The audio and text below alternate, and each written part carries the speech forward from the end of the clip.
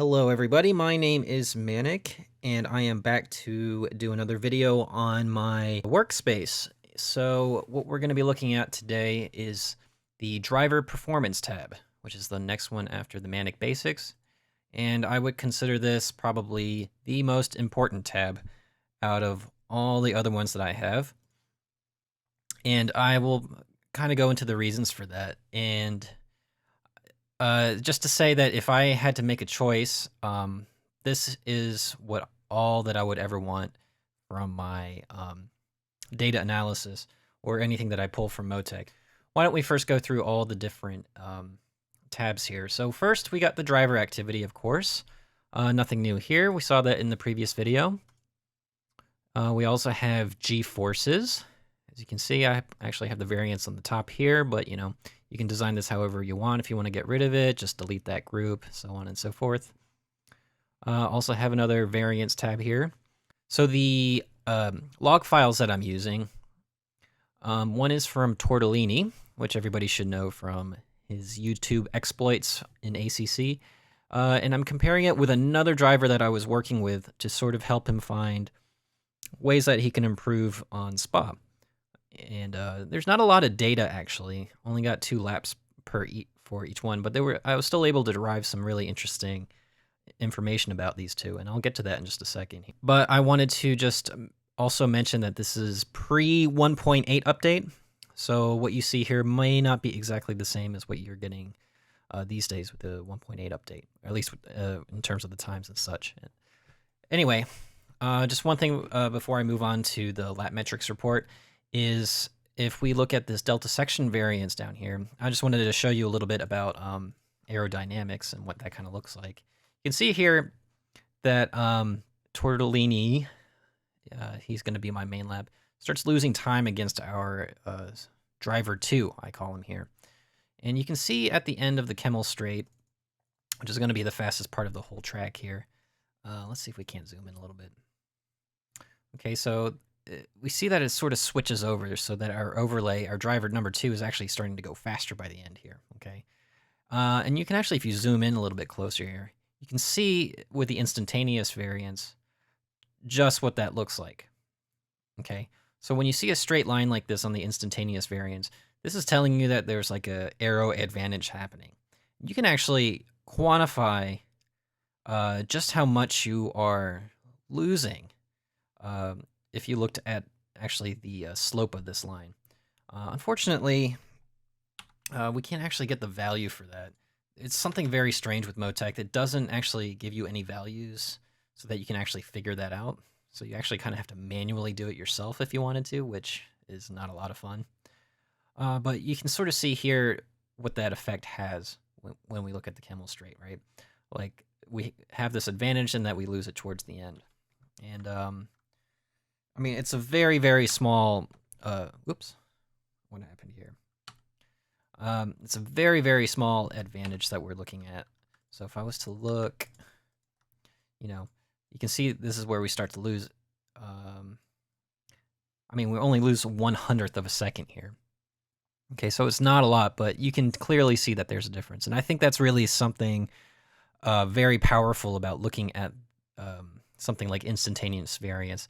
Just in terms of when you're looking for these very minor setup changes, you're going to see it pop up in these particular traces. And it's something that's worth looking into if you are trying to find out what it is, the changes that you're making to your ride heights, for instance, and how that affects the aerodynamics and such. This is going to give you a good idea as to what that change is going to look like, okay? So I just thought that was interesting. I just wanted to show you that. Moving on, we are going to go to what I consider my workhorse. This is what I look at most of the time. So I named this this particular workbook Driver Performance, right? So this is all of those metrics sort of put together in a nice little chart here, okay? So instead of looking at something like variance, which is very much just a lap-by-lap comparison, the lap metrics report actually zooms out unless you look at the entire stint. Okay, so you're not just looking at 2 laps at the time. You're looking at all the laps that you have. And as you can see to the left here, we can actually look at different drivers and compare their stints together. Okay, so you can actually go up here. There is a details button, and I would recommend that you do this. That for the driver, we can actually put in some information here. So here I have tortellini, but I could say like tortellini stiffer springs or something like that, right? And I can compare that to another setup that has softer springs or whatnot, right? So I'm using this driver tab or this driver field here to sort of tell me the difference or the information that I need for this particular log file, okay? In this case, what we're just interested in is the difference between tortellini and driver number 2, okay? So there's a lot of different things up here, and I'm gonna, I actually didn't like looking at this information in MoTeC. So what I did, or what you can do, is use my spreadsheet, which I know it doesn't sound like a lot of fun, but trust me, you'll learn a lot of interesting stuff using it. And I've tried to make it as simple as possible. So you just right-click, go to Export to Clipboard, okay? And then you will open up this spreadsheet that I have. It's not called this, but I'll have a link of it in the description. And then you just press Control V, and okay, all this information that was in MoTeC is now in our spreadsheet.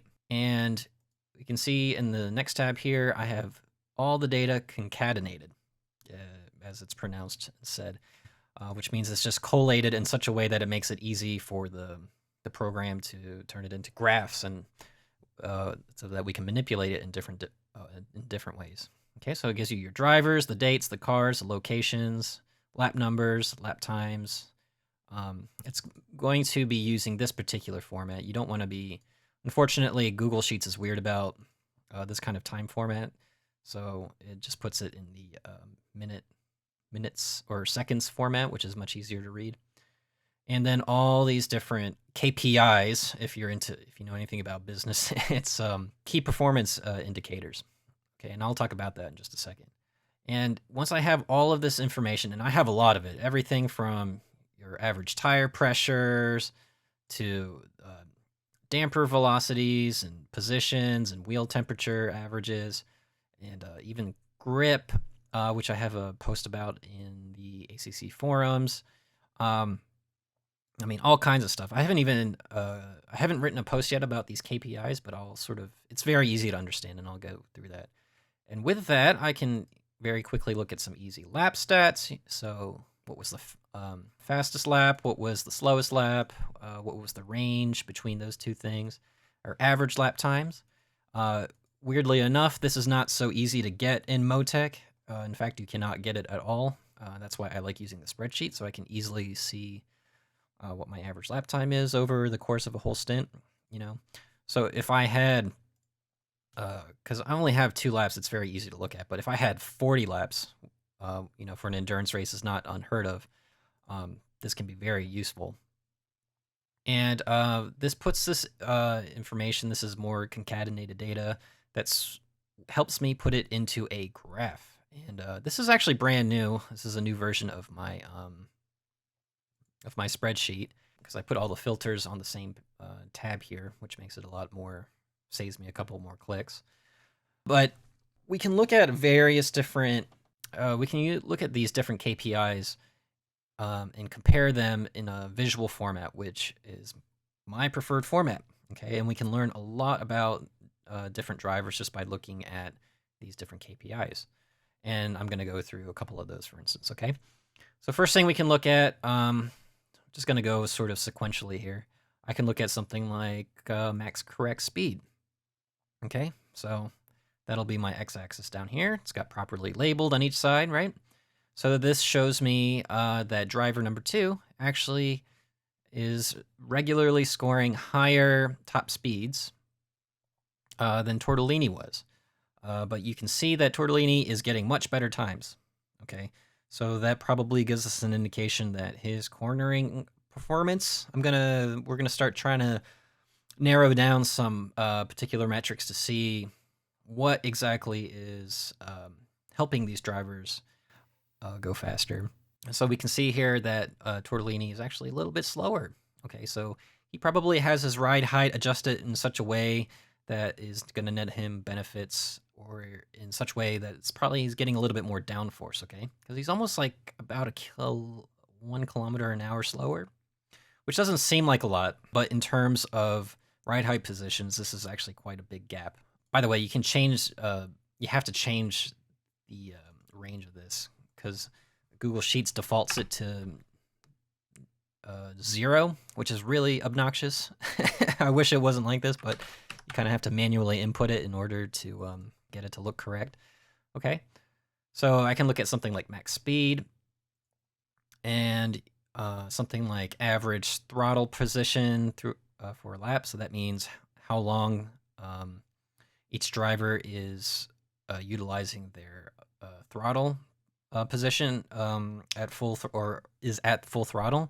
So we can see that Tortellini is at more than 72%, whereas our driver 2 has quite a wide gap, anywhere from 68% to, or 68.5% to 69.5%. So there's a gap here, and he's also not on full throttle as much, okay? So that is one of those indicators that can tell us, okay, driver number 2 is having trouble getting back on throttle, and it's something worth looking into, right? It's not always going to tell you more on throttle doesn't always mean you're going to get faster times, but it's always something worth investigating, okay? Then we can look at something like brake distance average, okay?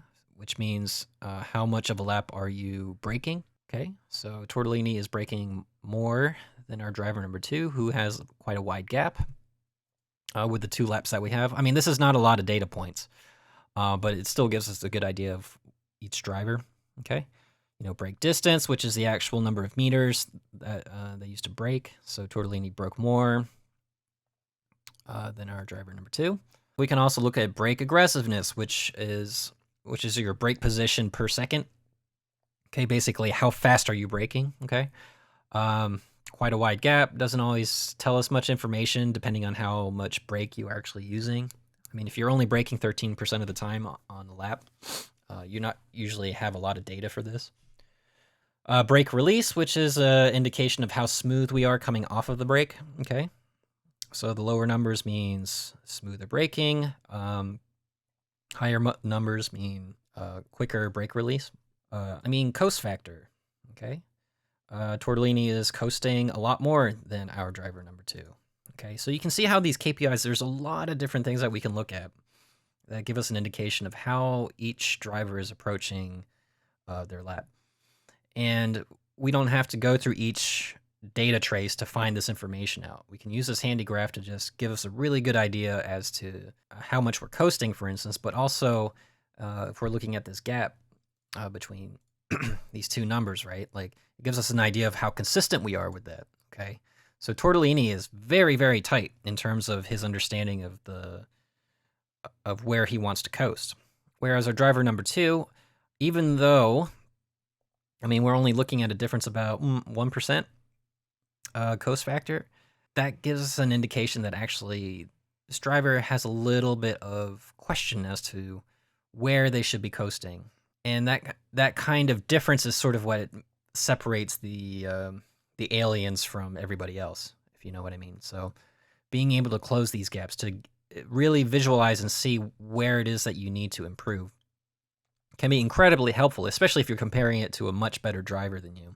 That gives you a lot of information about certain things that you can do. Just going through a couple other things, we even have the gear changes. We can see driver number 2 doesn't change their gears as much. Smoothness, which is just an indication of using a theoretical value to sort of figure out just how smooth your throttle is. It's very similar to throttle speed. You also have steer speed, which of course is like how fast you are turning the wheel. And we can see on average that Tortellini is steering much faster than driver number 2. And also we can see how tight and consistent he is with his steer speed versus our driver number 2. Okay. How much traction control is activated? You can see Tortellini has activated it quite a bit, but that has not held him back from getting really fast time on Spa versus driver number 2, which is not activating as much, which means, you know, maybe their driver 2 is still being a little bit too safe. It could possibly be the case.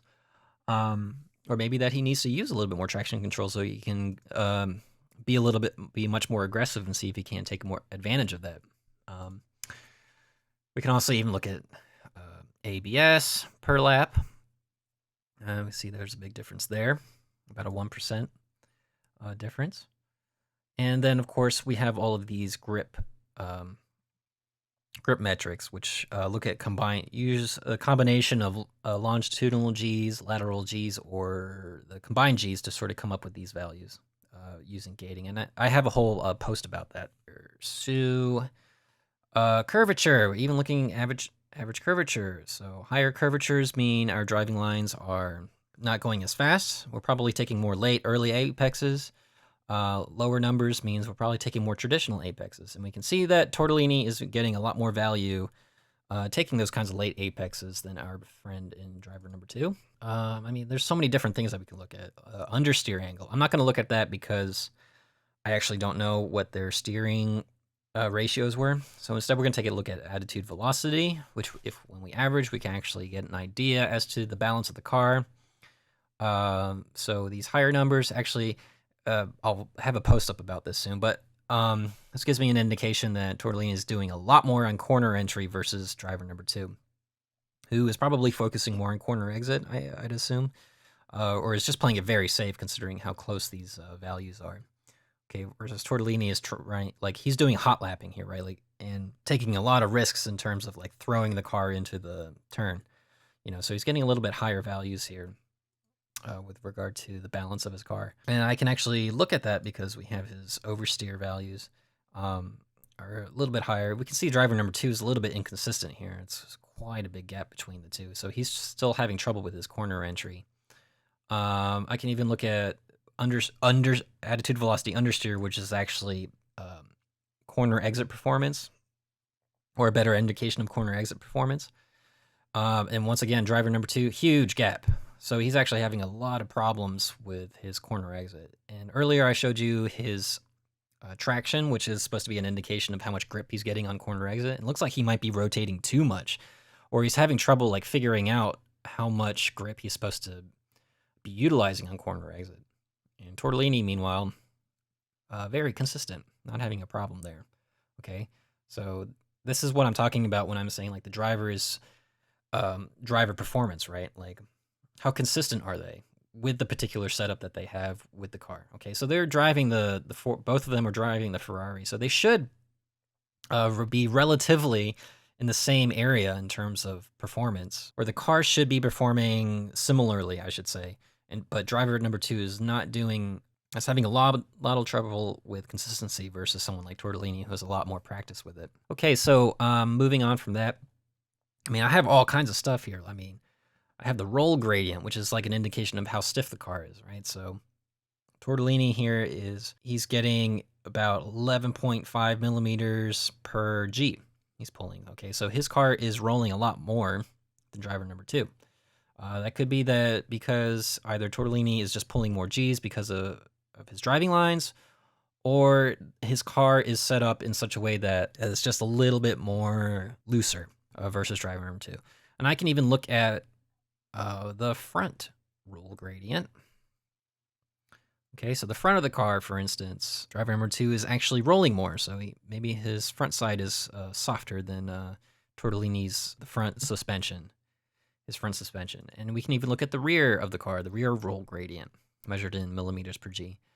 And we can see this is really where the big difference comes from. So Tortellini's rear suspension is much softer than driver number 2's, relatively speaking. Okay, so that's like important information to consider here. So basically, that's all this information here. I've even have the section report with dampers, which breaks it down according to every section, in fact, with particular values. And I have a bunch of damper channels to look at as well. And I don't know if you would necessarily want to do this, because to even start being able to understand what's going on with all this, I've had to use special programs and like statistical software to really sort of make it easy to look at. So generally, I don't recommend that you use this unless you're an absolute obsessive. But the lap metrics report is the easiest thing to use, and you can learn a lot about yourself just looking at this. And I do have a spreadsheet for this. I'll provide a link in the description. But generally, I don't see, unless you want to look for something very specific, ever having to need to use this for anything. Next, we have the section types, of course. You should already be familiar with this. Then we have the curvature tab. A few more extra channels here. I have corner entry speed, which, according to some gating, shows me basically at what point, what is my lowest corner entry speed. You can see it's about 122 coming into the source. So basically when the turning phase is actually beginning. And then, of course, corner exit speed, which is at what point am I actually exiting the corner. And that's based on a couple different factors as well. We can see it's 137. You know, and this is something that you would use for some for the section reports, for instance, to see to see whether higher entry speeds or higher exit speeds nets you the most benefit for each section. But that's kind of hard to tell because it's not just a section dependent, right? Like corner exit has a lot of effect on the following section, as well as your aerodynamic performance and so on. But anyway, moving on. We have the Oversteer Understeer tab, and this is a little bit more advanced way. This is much more advanced than what you saw in the MoTeC Basics workbook. So first off, I have a couple of gauges and dials here, which generally I don't use, but it just gives me an idea of how fast that my steering angle is moving, because I'm going to talk about it in just a second, but attitude velocity has a lot to do with your steer speed. And so if I can animate it and just sort of look at how the steering is behaving, that gives me a better idea of what I'm doing through these different sections here. So what is this? So first thing that you can see is different, that I have this attitude velocity. So it's attitude velocity integrated lap, okay? And it's actually broken down into sections because the way that integration works, it would just go off into infinity this way. This is sort of how it looks like. So if I was to look at, well, maybe let's not look at that. Let's go to the source here. We can actually kind of look down here to see what's going on here. So if you remember from my, let's zoom in here, from my MoTeC Basics, Understeer, Oversteer chart here. Let's just look at the attitude velocity. You can see, that this value goes positive, it goes negative, right? And it's kind of like a localized velocity of the car's attitude. And, it's actually hard to tell, what is this actually doing to my car, right? And there's this neat little mathematical trick where you can basically add these values together to sort of see what it would look like as a positional value. It's hard. I'm trying to explain integration for those that have never taken calculus, but important thing is don't worry about it. It's not a big deal. But basically, it's going to show me relatively, am I more negative or am I more positive? Okay. So if we go back to our Oversteer Understeer tab, we can see here. I'm going to really zoom in here. You can see this is happening very quickly, almost about a second and a half or so.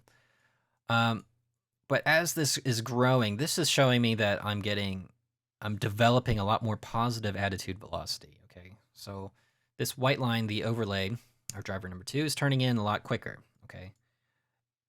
But we can see that it starts going back down, which means he's reversing course, okay? Either he's reversing course or the car is starting to oversteer, okay? I'm willing to bet that he's course correcting because obviously when you oversteer, you're counter steering, so you're going in the opposite direction, okay? So you can see it's building positive attitude velocity and then negative velocity, okay? So you can see he's adjusting his trajectory as he's entering the source. So if you look at this white steering wheel, just sort of look at what's happening there. Okay, so he's turning quite quickly, and you see that the car is suddenly understeering, but he doesn't change his steering. So there's 2 different components to that, right? And you can kind of see it too with the understeer angle here. It builds up this understeer here. And, you know, or sorry, excuse me, a little bit of an oversteer, I should say. Or no, that's right, understeer. Sorry. So he's actually trying to turn in even more because he wants to get more turn in. So if we zoom in, I can sort of see where that happens. And it's sort of right at the entrance of the source there. Okay. Then we see as they, and we can even see it with the speed trace here, that he's turning in even more, and he's heading into the source quite quickly, especially compared to what Tortellini is doing. He's actually going much slower, so he's staying a little bit more straight. He's not turning in as much, and is even getting a lower minimum speed versus our friend driver number 2. Okay, so as they enter this sort of mid-corner phase, you can see what is happening here is that it's starting to develop a lot of oversteer. Okay, and we can actually see why down here, or excuse me, it's developing more understeer. That's right, because understeer is negative values, and we can see what's happening here because if you look down at this bottom right map here, we can see that both our friends, we see that Tortellini is smashing the throttle, and our driver number 2 is slowly adding throttle. And what that naturally does to the attitude of the car is it introduces, so if it arcs you out of your driving line, even it pushes you out basically, right? So the more throttle you add, the less you're able to turn in. It's actually pushing you out, right? So you can see the exact point where that sort of happens here. But you can see that it's already the understeering was already happening quite a bit. So he's turning in a lot, but he's not getting the car able to actually move in that much. So it's a very messy sort of thing that's happening at this moment. Hairpins are quite difficult to look at before they're able to sort of rotate out and sort of normalize their trajectory out of the corner here. So you can see that by the end of it, because it's adding up all these values, that by the end of it, that Tortellini actually has developed quite a lot of understeer through that section, versus our driver number 2, who actually gets a lot less in terms of understeer. It's probably more in the oversteer, if anything, especially with this kind of course correction. Does this necessarily mean that they are going slower? No. You know, you'd have to kind of look at your variance chart to see if that made a significant difference. And in this case, you can actually see, well, yeah, actually, it makes quite a big difference, sort of what happens here. At least as far as like corner entry, right? Because Tortellini is going slower, so he's losing a bit of time, but he's gained a lot just on that exit because he's utilizing more of that acceleration benefit. And so he gets a little bit more value. And by the end of it, he's actually he's gaining a lot of time. Okay. So like almost halfway through, well, it's turn 2. I mean, you're going flat out through this section, but he's basically gained more than a tenth just by utilizing that better corner exit, by utilizing one of those late apexes. Okay. And, you know, he's sort of, and it's giving us an indication here. I mean, this chart is actually quite difficult to sort of look through. I would recommend that you kind of go through it a couple times. Even for me, I'm still having trouble sort of getting a feel for it because it's very similar to the understeer angle, but it's just in a different direction.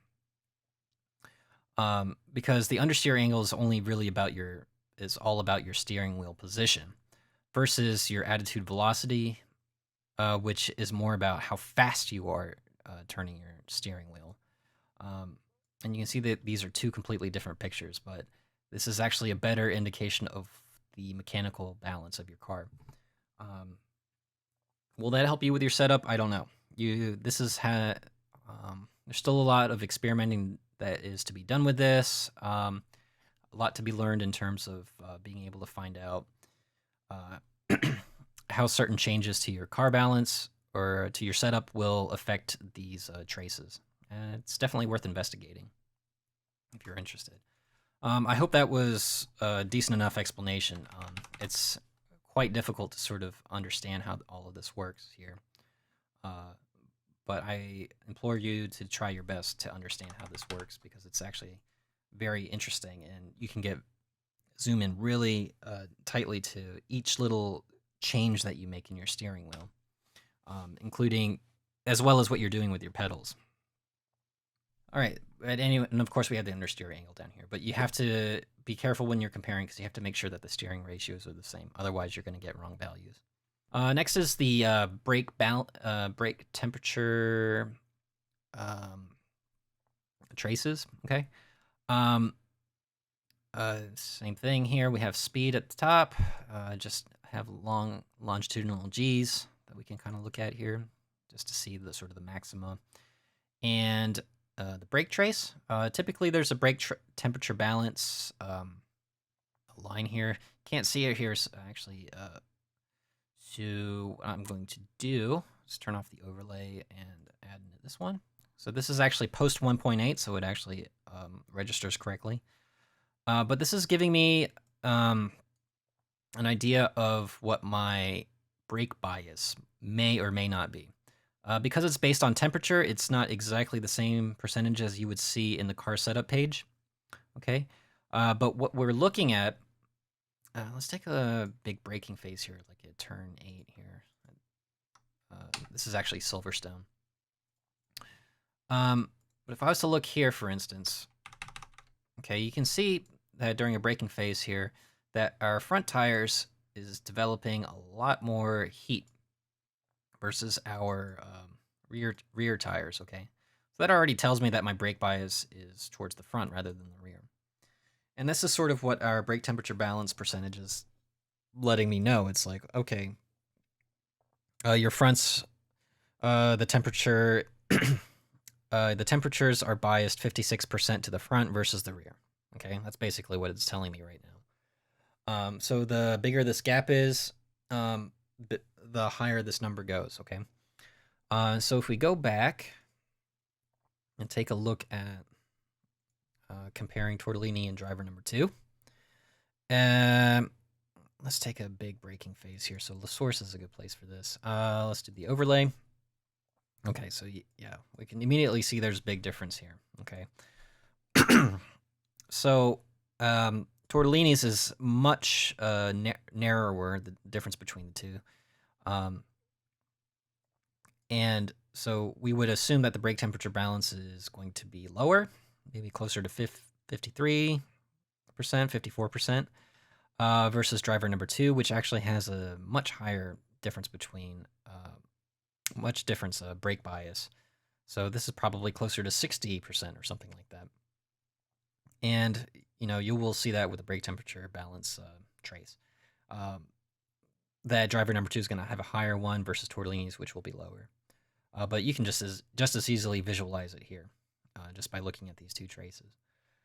And finally, we have the brake aggressiveness percentage trace and the brake release. Okay, you can see obviously there's not a lot of places where it exists, but you know that was part of the KPI that I was showing you earlier. Moving on, throttle acceptance. Now I just recently changed all this. I do not necessarily find this useful at all, unfortunately. But it's supposed to give me an indication as to how of your throttle performance on corner exit. Okay, so the throttle acceptance is supposed to tell me, okay, what is the difference between the lateral G's, the maximal lateral G during a corner versus the lateral G's when I am at full throttle. Okay, so that's why we have the throttle here and G lateral chart here. So if I was to zoom in, if we actually, let's go to the source. That might be interesting to look at. Okay, we can see, let me turn off the overlay because there's a lot of data traces here. So this pink line is representing what the highest lateral G was up to that point. Okay, so we can see here that we're at full throttle.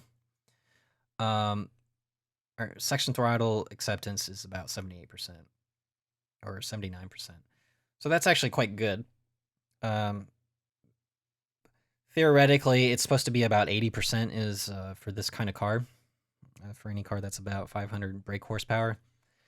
But, you know, because the pre 1.8, you could be quite lenient, or there was a lot of give in terms of your corner exit. Like you could jam the throttle and it wouldn't matter that your throttle acceptance went all the way up to 100. Like it, and you can see, yeah, we're full throttle, and we're pulling the most G's at this low speed section, and like we're not really losing that much balance.